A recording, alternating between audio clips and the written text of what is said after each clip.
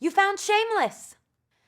So this song was actually written the same day I wrote Liar, and I just wanted to, it felt like writing, I was in a place where I didn't want to admit that I had feelings for this guy, but I did for a really long time, and every time I would see him, I would be like, no, I don't like him, and then I would see him, and then I would just kind of be like all confused and shaken up, and so this was kind of when I really decided to admit to myself, okay, I like you. Like let's do this for real. I'm gonna stop, being scared of it. And so I remember in the studio, I wanted to write just kind of like a desire song about it because that's how I felt about this guy. And so Andrew Watt, who I was in the studio with, started playing this guitar riff, and I sang the melody for it, and I left because I had to go to rehearsal. And then the next day we were like, oh, this is really cool. And we put lyrics to the melody, and that's how Shameless happened. And it's really just about just kind of loving with your heart open and not being afraid of it. You've unlocked Living Proof. Living Proof was actually one of the first songs that I wrote for the album. And I remember I went into this album with just a bunch of lyrics that I'd collected, and I had the lyric idea for this song about really just how special it feels to just like be intimate with somebody that you're really in love with, and how just kind of like just heavenly it feels. And so that's kind of like why the whole thing is a metaphor for heaven and God, and just really kissing the person that you like can feel like that.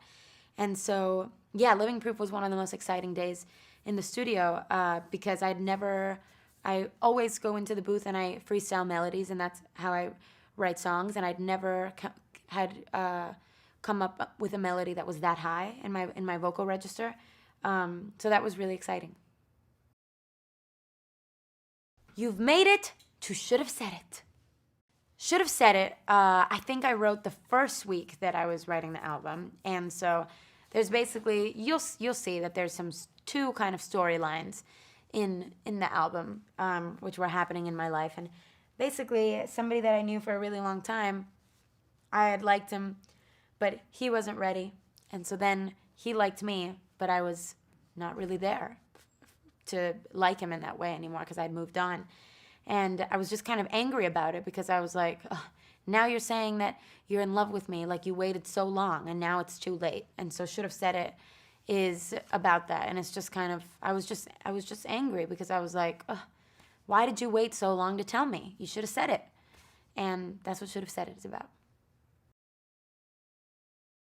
Ah, señorita. Well, this song was technically the first song that I had for the album. It was the earliest song that I had for the album. And I don't need to tell you. You already know everything about this song. Congratulations! You found a liar. Liar was in the group of the last three songs that I wrote for the album. There was Liar, there was Shameless, and there was Used to This. And Liar is about the same. It was just me making fun of myself for pretending like I didn't care that this guy that I was low-key, deep down, I wasn't obsessed with him at the time, but I was definitely shook by him. And I didn't want to be, but I was. And so I remember walking into the studio and I was like, oh, I really don't want to like him, but I do, and I want to kiss him so bad, and I wish I didn't, but I do. And so that's what Liar is about. And basically, Liar was cool because the whole art for Liar, which is me with the kind of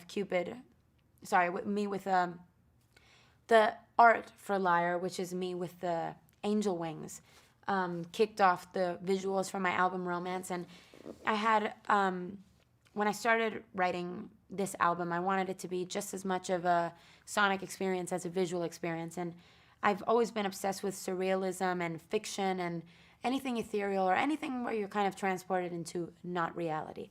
And so the whole idea behind Romance, which you'll see on tour, is that you're kind of escaping into heaven, into this museum of loves and a museum of love stories.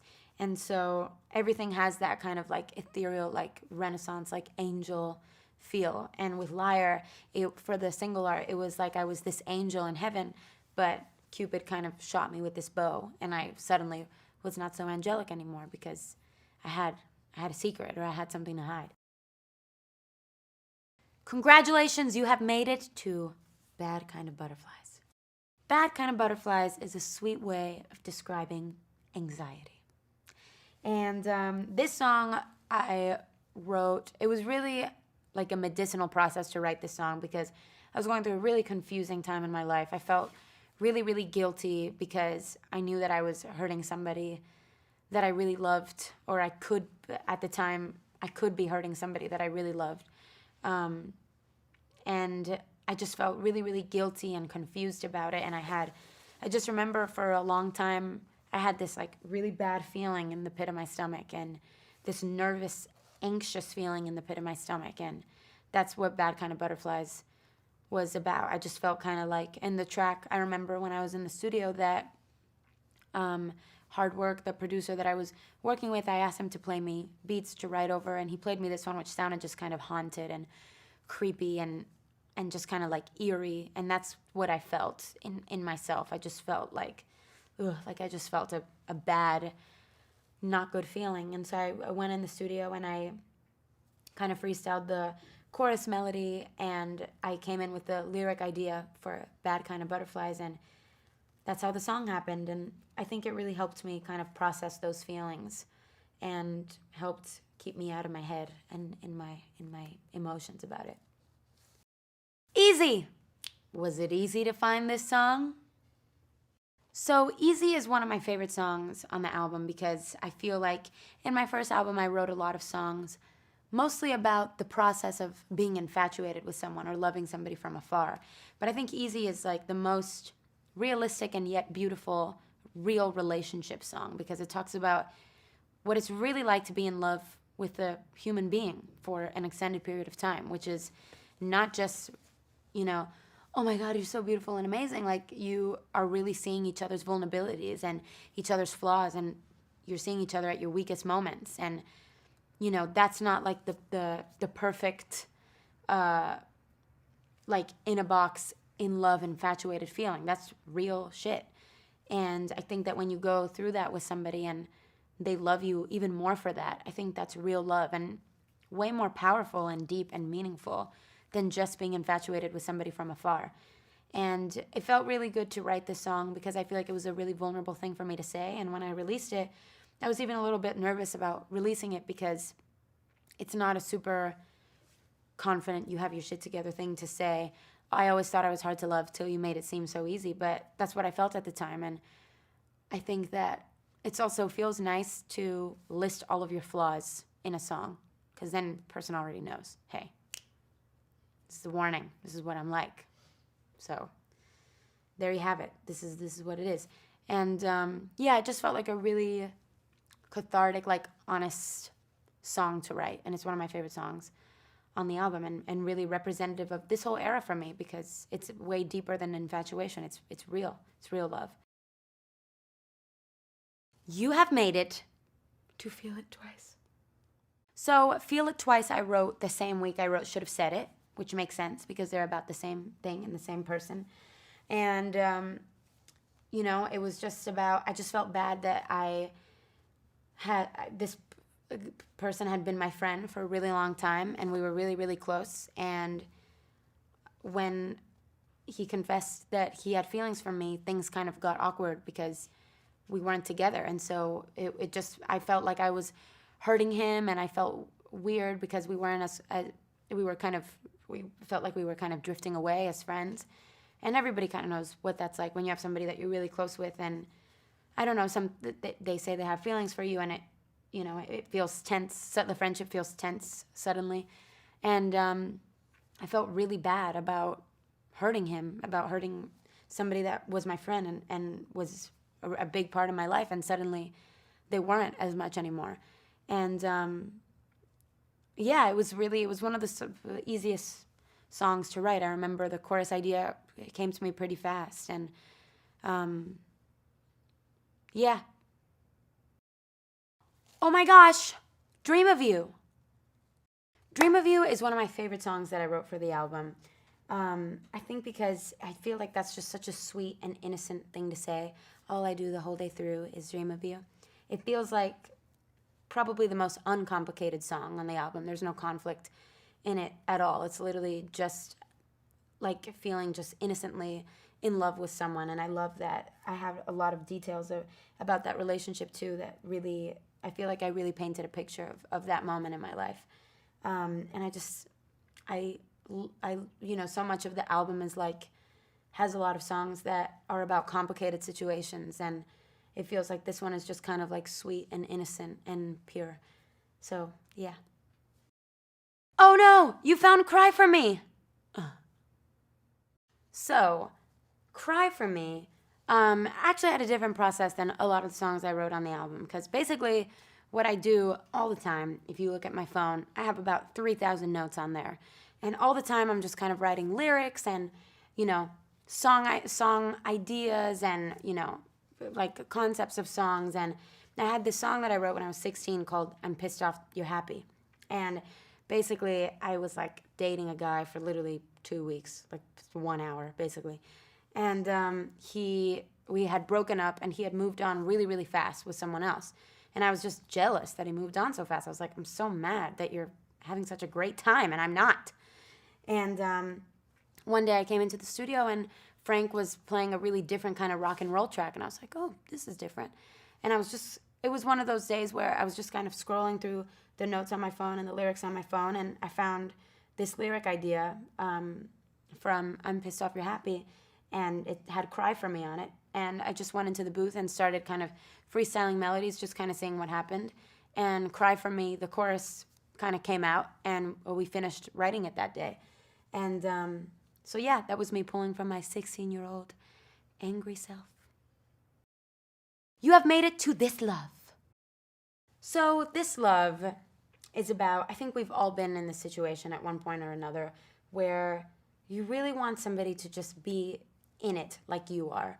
And it's somebody that you're strangely kind of addicted to, but at the same time you know that they're not good for you and they're not completely leaving you, but at the same time they're not completely in it with you. And you're kind of like in this weird in-between where, you're not sure what to do because they're not letting go of you and at the same time they're not holding on to you. And so that's what This Love is about, is just the frustration of really wanting somebody to show up and be there, but they won't, and yet they won't leave you alone. Oh my God, you've unlocked Used to This. Used to This is the last song that I wrote for the album, and it's basically, I wrote down this lyric on my phone that was, I wrote down a bunch of lyrics on my phone that I used for this song, but the main one was that I kind of wrote the song about was it's gonna take me a minute, but I could get used to this. And it's basically, I wrote it about someone that I had been friends with for a really, really long time.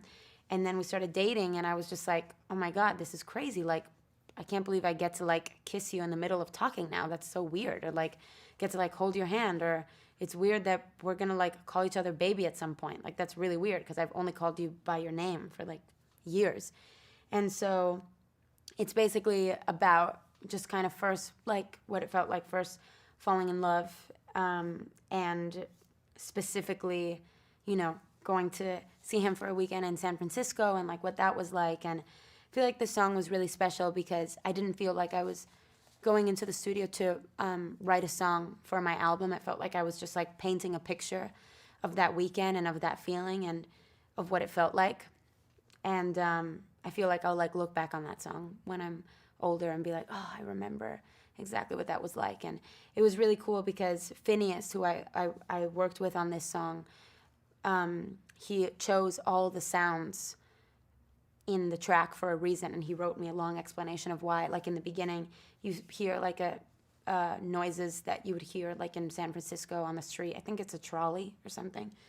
There's like a line about tequila shots and you hear tequila glasses clinking. There's a line about this person has like calluses on their finger from playing guitar, and so he has like the sound of an electric guitar on there. And so it's really beautiful in the fact that, I put so much detail in it, so it really means a lot to me. Oh my God, you've made it to the last song. First Man. It's my favorite song. First Man is 100% the proudest I've ever been of writing a song, hands down. And to me, this is just a song that I will always, always look back on. I know when I listen to this song when I'm 80 years old, it's going to make me bawl. Every time I listen to this song, I cry. And I've listened to it at least 125 times. And I wrote this song. This was the first song I really wrote for the album. I went to Nashville, and I wanted to write with this girl, Amy Wadge. And she called her friend over, who is an amazing piano player. And I was just starting to write the album, so I had a bunch of lyrics on my laptop. And I came in with all these ideas for songs, but I randomly just started talking about my dad and the fact that I was in a serious relationship for the first time, and my dad had never, I'd never like brought a guy home before and introduced him to my dad as my boyfriend or anything. And like my dad felt really sensitive about that because I think up until that point he'd just seen me as his little girl. I don't know if he ever thought I was going to get a boyfriend or anything. And he was just really sensitive about that and felt really protective and emotional about it. And I started talking about my dad. I started crying, and I came up with this lyric, "You were the first man that really loved me." And Amy was like, "Oh my gosh, let's write about that." And Jordan just started playing these chords that really made me feel something. And I started kind of freestyling the song, and just kind of stream of consciousness started saying all these things that you hear in the song now.